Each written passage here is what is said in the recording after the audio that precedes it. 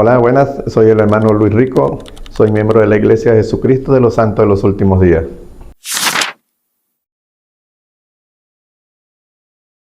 Bueno, hermano, eso fue hace 25 años, hermano. Hace 25 años conocí, yo sabía poco de la iglesia porque veía a los élderes, ¿sí? Caminar, y yo decía quiénes serán ellos, y hablaban de unos mormones. Pero yo, en mi infancia era como yo, hoy en día era como José Smith. A mí mi familia, que era católica, me llevaba a las iglesias y toda esa cuestión cuando era Semana Santa. Pero al ver yo las películas, yo decía, wow, pero si en los 10 mandamientos dice que no hay que adorar imágenes, ¿por qué me llevan a iglesias a adorar imágenes? A darse golpe de pecho, la gente tocando las imágenes, adorándolas. Pero lo más sorprendente era, hermano, que cuando salían de esa parte, empezaban a criticar a las personas que entraban. A hablar del prójimo, a decir, no, mire que aquella dándose golpe de pecho y esto, o aquel, mire aquel borracho y mire, viniendo aquí y tirando. Y yo me sorprendí y decía, wow, pero entonces, ¿por qué no traen a uno aquí si en los 10 mandamientos dicen esto, no? Entonces, en la etapa de mi vida ya adulto, a mí me cambian de trabajo para una zona diferente donde yo vivía, ¿sí?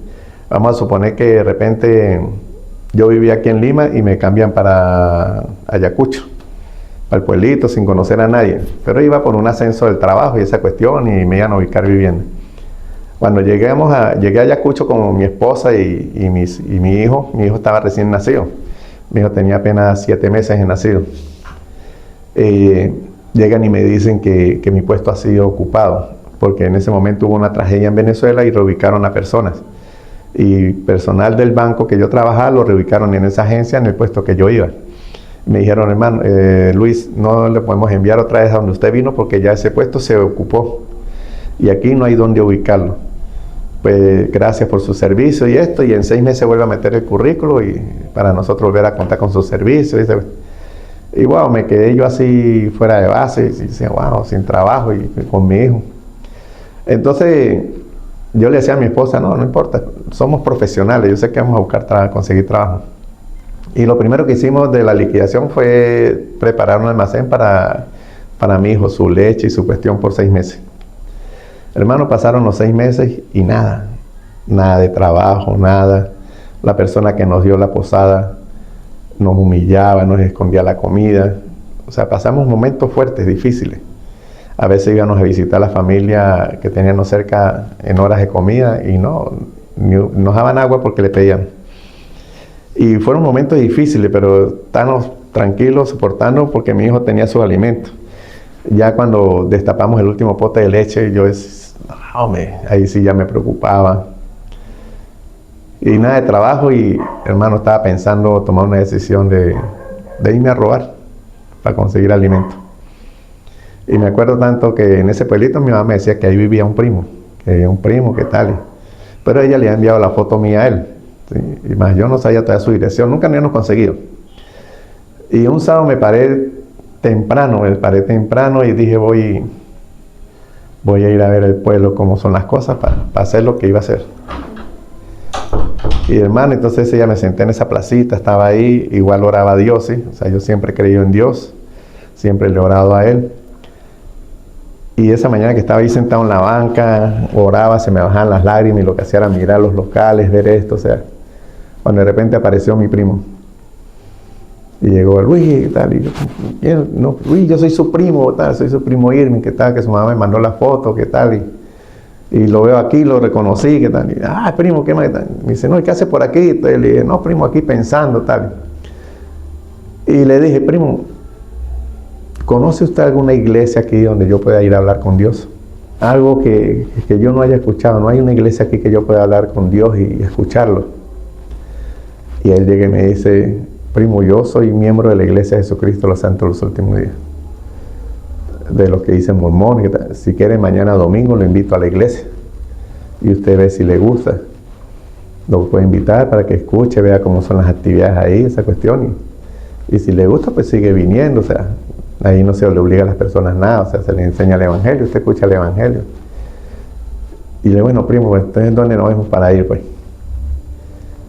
Y hermano, ahí, ya eso fue hace 25 años. Y aquí estoy ya. Fui y me quedé. En esa época me acuerdo que eran 8 clases, 6, 8 clases que le daban a uno para uno bautizarse. Y yo me acuerdo que empecé a recibir las clases en enero y me bauticé en junio. 6 meses. En esos 6 meses fui sintiendo gozo, o sea, fui conociendo el Evangelio porque fui viendo las... Yo no era alcohólico, o sea, tomaba. Yo tomaba licor de lunes a lunes. Y me acuerdo que los elders me decían, allá la caja de cerveza era 36 cervezas. Y los elders me decían, bueno, hermano, si esta semana va a tomar, sáquele 6 botellas de cerveza a la caja, se toma 6 menos. Y si la otra semana va a tomar, le quita 6 más, ¿sí? Y así fui haciendo eso, hermano, pero eso no fue tanto lo que me ayudó a mí a dejar el trago. Tengo 25 años sin probar el licor. Sino lo que me ayudó a eso fueron las actividades de la iglesia. Las noches de hogar más sobre todo. Las actividades con los hermanos y esa cuestión. Empecé a ver que habían actividades, bailaba uno, disfrutaba, compartía, sin necesidad del licor. Igual uno era feliz. Y eso me ayudó a mí también, aparte de lo que yo estaba haciendo, las pruebas que los elders me pusieron, a dejar el alcohol. Pero la decisión al bautizarme fue porque la que es la mamá de mi hijo, ella era católica. Ella fue hasta secretaria de un cardenal, allá en San Cristóbal, donde somos. Ella está por decirse que la iglesia tiene la catedral, que es donde está el obispo, el arzobispo, el más alto rango. Ella era su secretaria. Pero ella también estuvo recibiendo las clases y esas las charlas y todo. Y un día estábamos hablando y ella me dice, voy a bautizarme. Sé que estoy en la iglesia. Yo tenía ya las ganas de bautizarme, pero como estaba casado, yo decía la decisión tenía que ser de los dos. O sea, no lo veía todavía con mi parte individual. Pero al ella decirme esas palabras, dije yo, wow, no estaba equivocado. Sí estoy en la iglesia verdadera. Yo también no me voy a bautizar. Y nos bautizamos los dos el mismo día.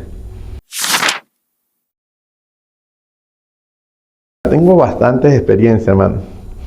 Pero la primera experiencia espiritual que tuve fue con la muerte de mi hermana. Como 15 días antes de que mi hermana muriera, yo me había soñado en el sitio donde ella murió en la tragedia. Yo en el sueño estaba pasando por un sitio que había una tragedia, y yo me paré a mirar y le pregunté a una joven, le dije, ¿qué sucedió ahí? No, que eso se incendió, ¿qué tal? Pero allá abajo no consiguen 2 cuerpos, el de mi hermana y otra persona. Pero yo sé, allá abajo hay un cuarto, porque mi hermana me decía que había un cuarto escondido detrás de un baño, que a veces era donde escondían a las personas cuando llegaba la policía, cuando eran menores de edad. Entonces sí, entonces yo llegué, entré y me fui para allá y conseguí a las personas. Conseguí los 2 cuerpos ahí. Y llegué y alcé a uno. Y la llevaba liviana y ya la iba a sacar, iba subiendo las escaleras, cuando de repente la persona se cambió y se puso toda de blanco. Se puso blanca y me dijo, dígale a mi mamá que no llore por mí, que no se preocupe, que yo ya donde voy a estar feliz, voy a estar con Dios y ellos van a estar también tranquilos porque ya van a tener paz, van a descansar y no van a tener más problemas por mí. Dile que yo estoy feliz ya, que yo estoy bien, que no lloren ya por mí. Y ahí me desperté.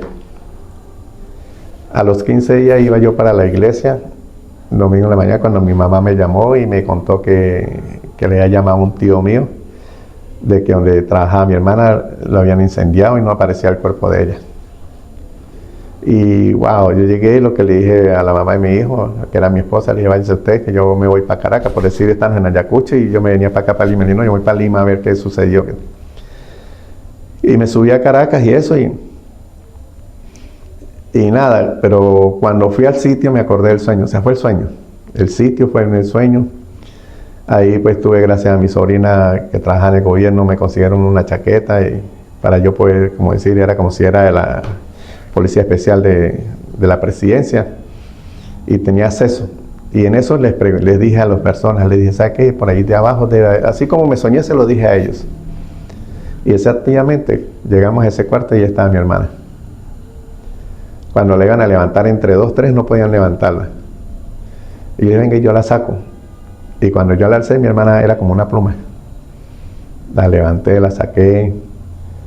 O sea, fue sorprendente o sea, yo vi los demás cuerpos en la morgue y todos quedaron desfigurados por el humo, ¿sí? A uno se le salían los ojos, wow, o sea, era feo.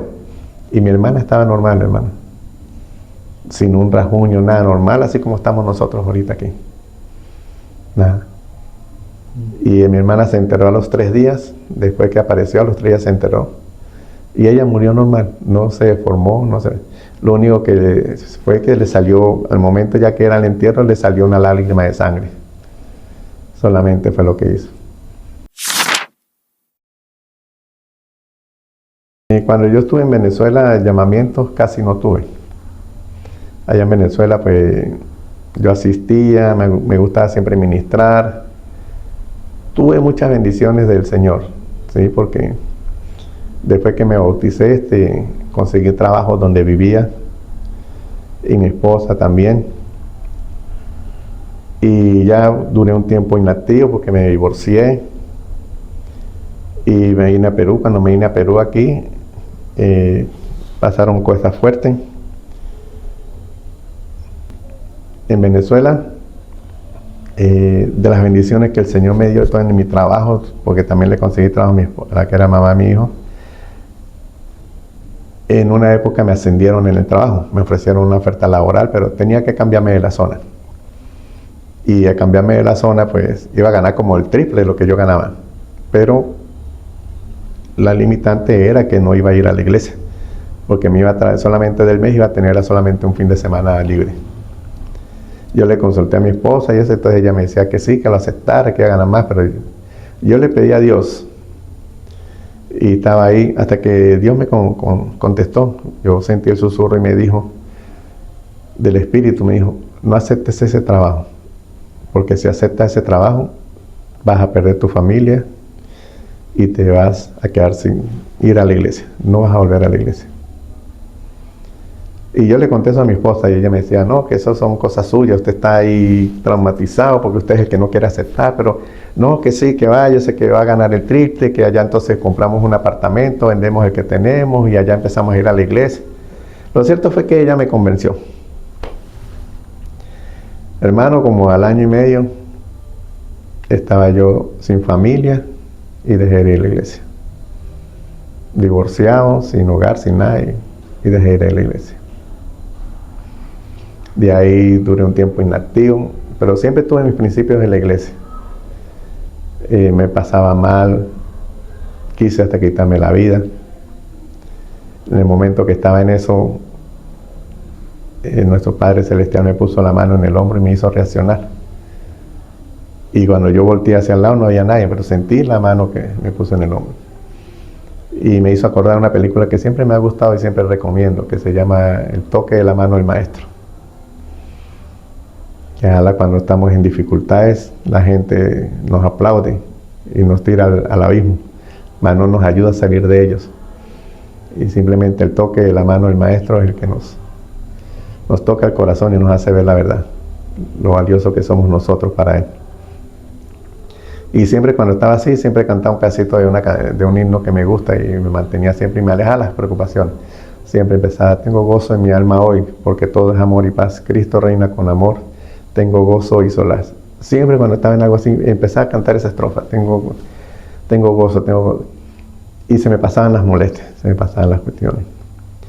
Luego de ahí, cuando llegué aquí a Perú, por cuestiones de trabajo no asistí a la iglesia. Sí quise ir a una iglesia, fui a un barrio, pero, bueno, hermano, o sea, sentí que no estaba en la iglesia de Jesucristo.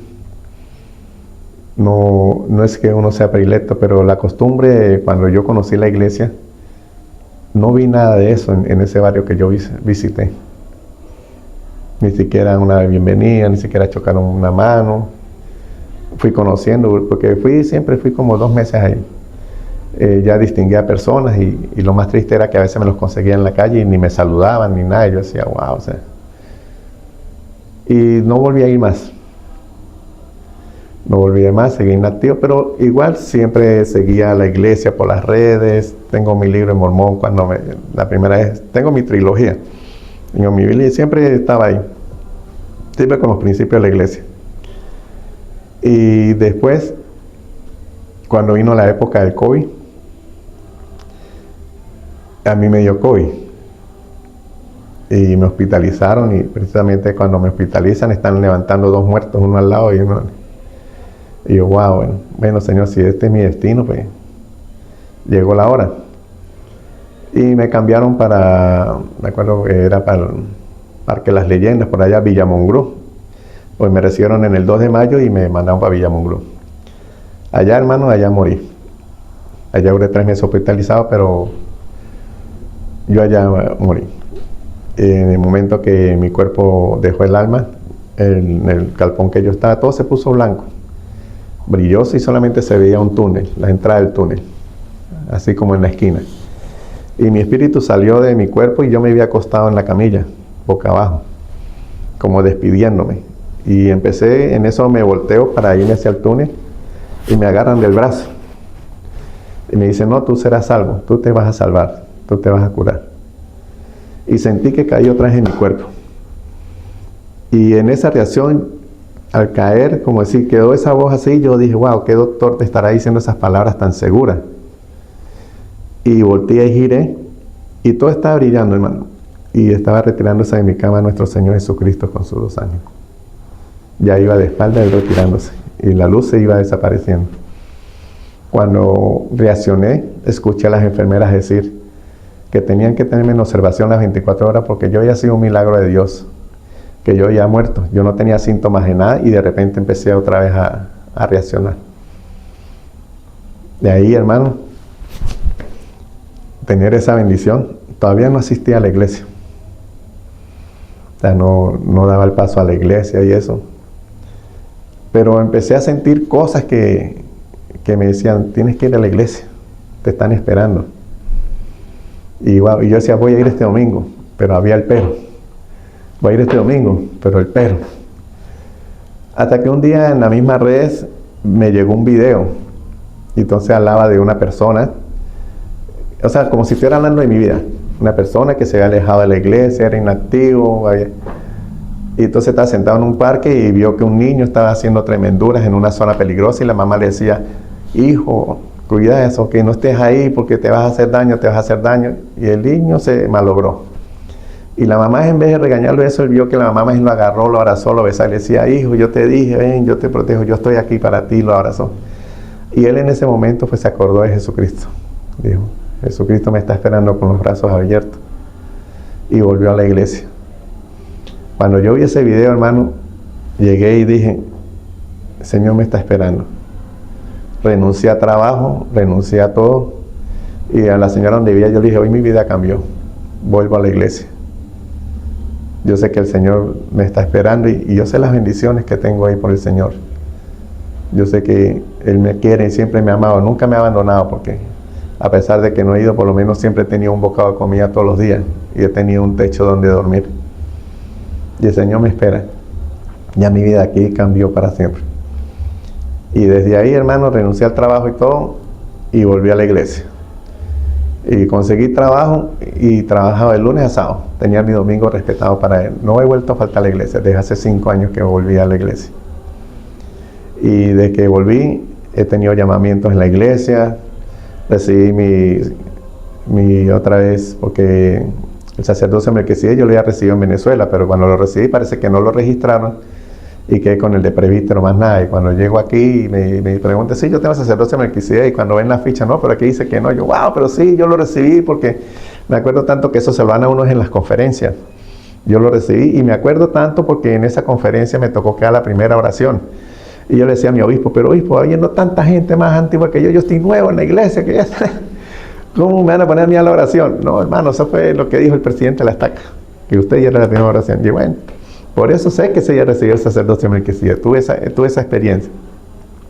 Entonces me preparé aquí esa cuestión, hermano, y ya teniendo mi sacerdocio y eso, empecé a tener llamamiento. He tenido llamamiento, empecé como consejero de la escuela dominical, después fui presidente de la escuela dominical, luego de ser presidente de la escuela dominical me llamaron a ser supervisor de instituto a nivel de la estaca, luego pasé a ser secretario de la estaca, secretario financiero de la estaca, luego pasé a ser el supervisor de seminario instituto de la estaca, estoy en el área de auditoría también de la estaca.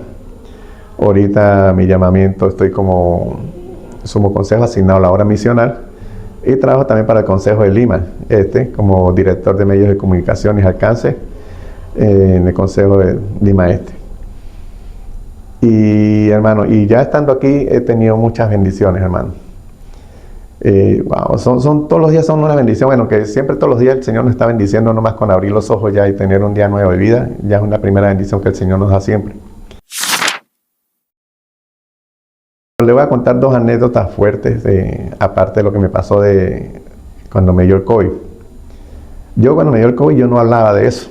Yo decía a la gente puede ser que me crea, no me crea. Yo nunca lo testifiqué. Pero luego mi mamá le dio una ACV, estando aquí.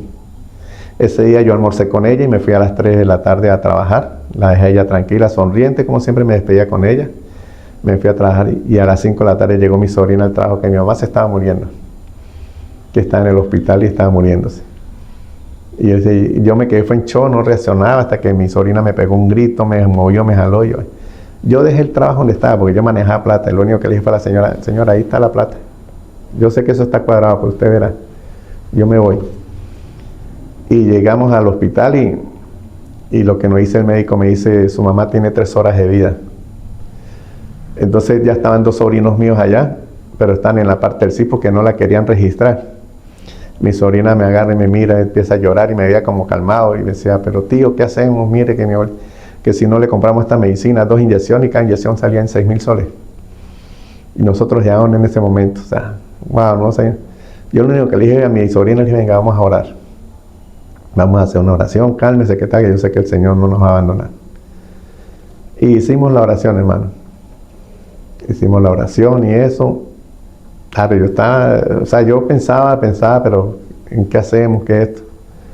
Cuando después que hicimos la oración y eso, y el médico me decía, no se mueva porque usted tiene que firmarme unos documentos y eso. Regresaron los sobrinos del CIS, me dice, tío, ya aceptaron a mi mamá en el CIS. Y en eso llegó un médico, dijo que estaba en emergencia.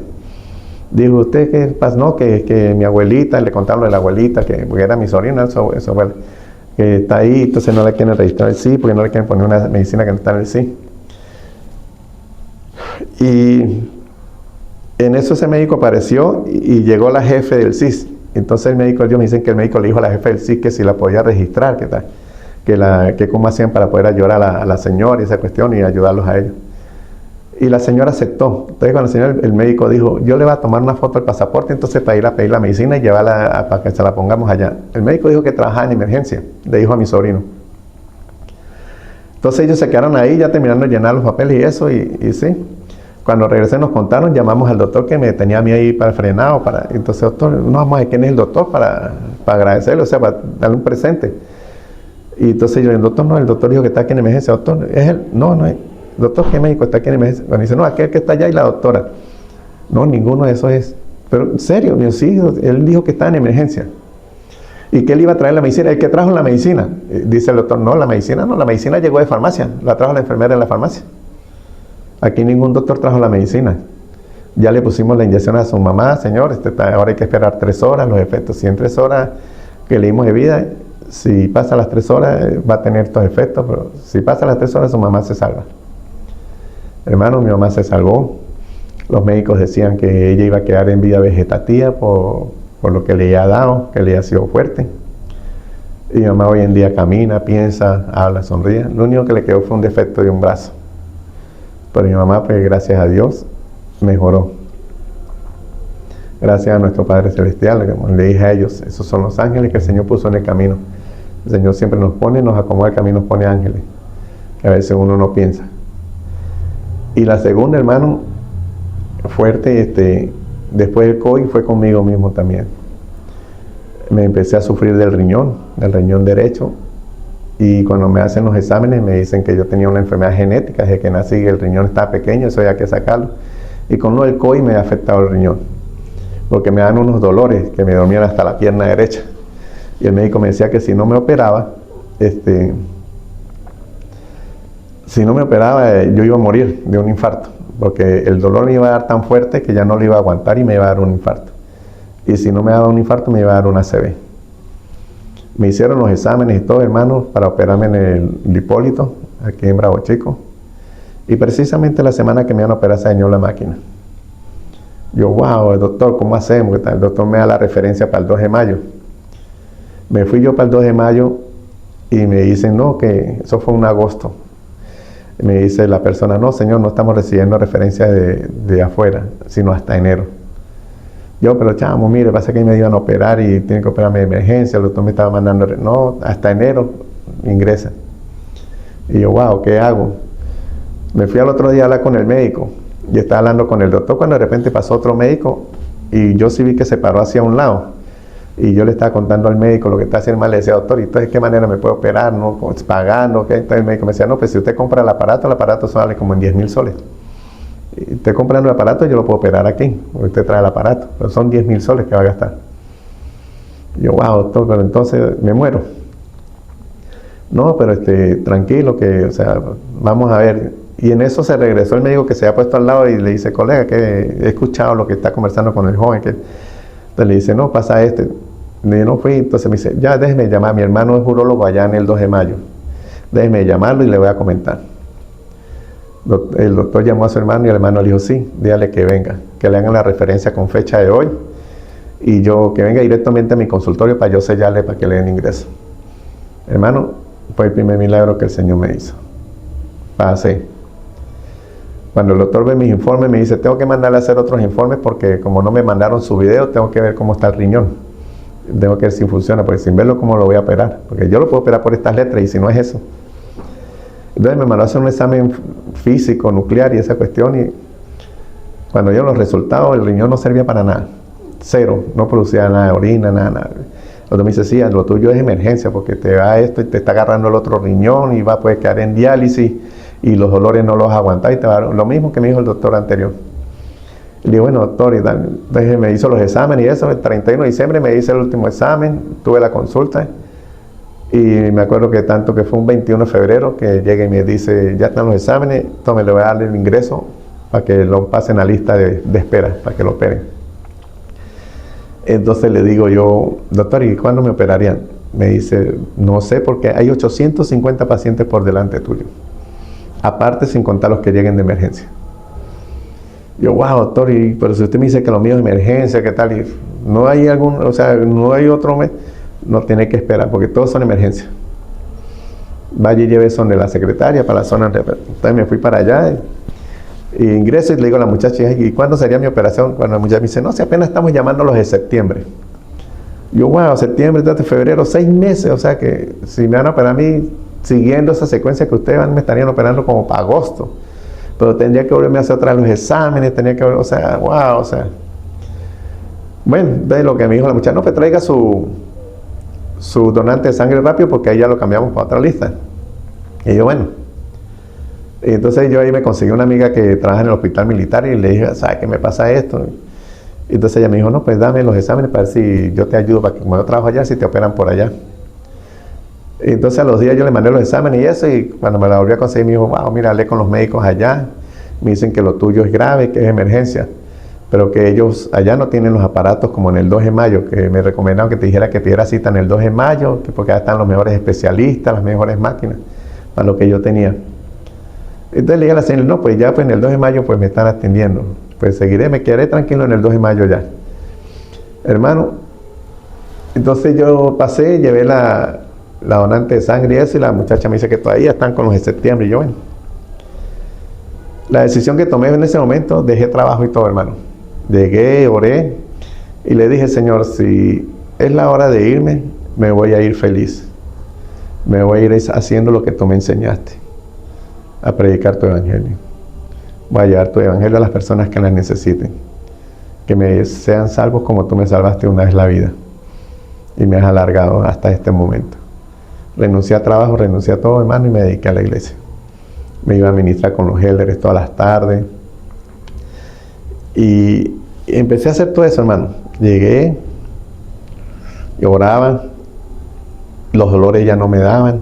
O sea, la gente pensaba que era mentira que yo estaba enfermo. O sea, y le comenté a las personas de lo de la operación y me decían, no, usted se va a morir. Mi papá, había personas que han tenido mala experiencia. Mi papá se murió esperando una operación, que mi papá esto, que no sé qué.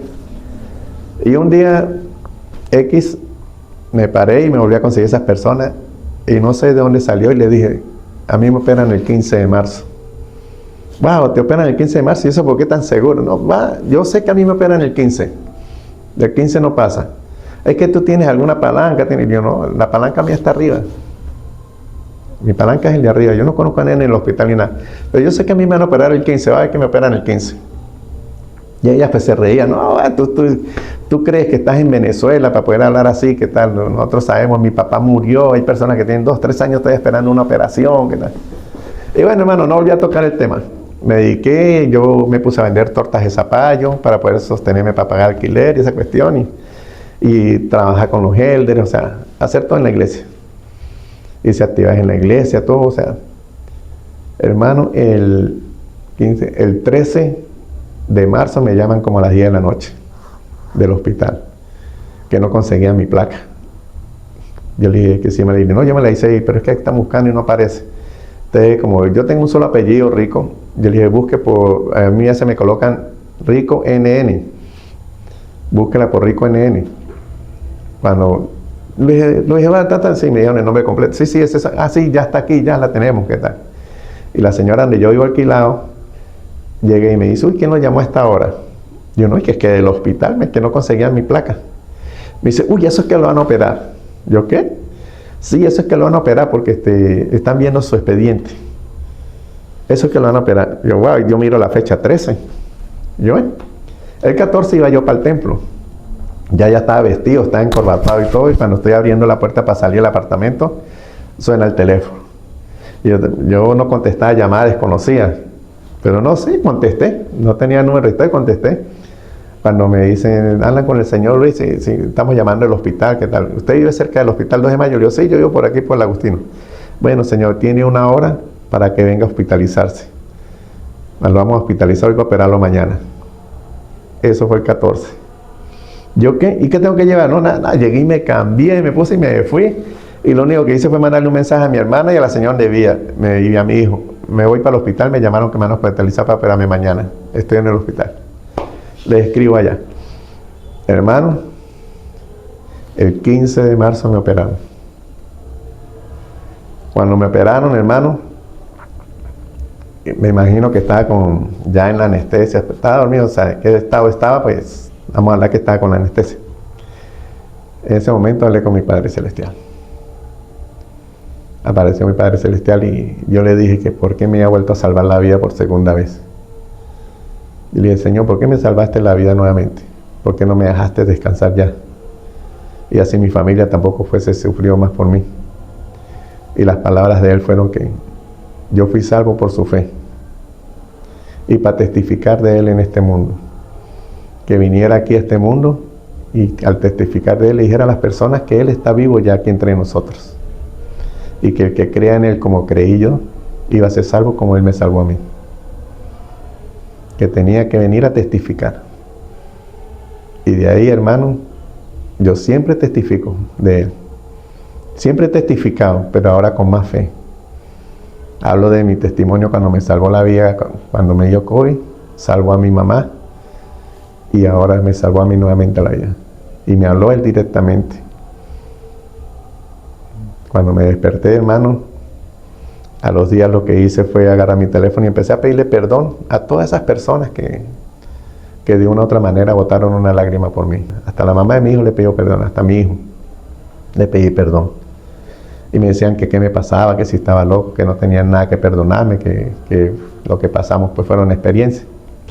Mi hijo a veces me decía, pero papá, ¿por qué lo voy a perdonar si usted siempre estaba ahí? Y le digo, papá, sí, porque yo sé que en algún momento de su vida usted ha querido tener un abrazo mío y yo no estoy en ese momento. No he estado por el trabajo, por algo. Y por eso le pido perdón.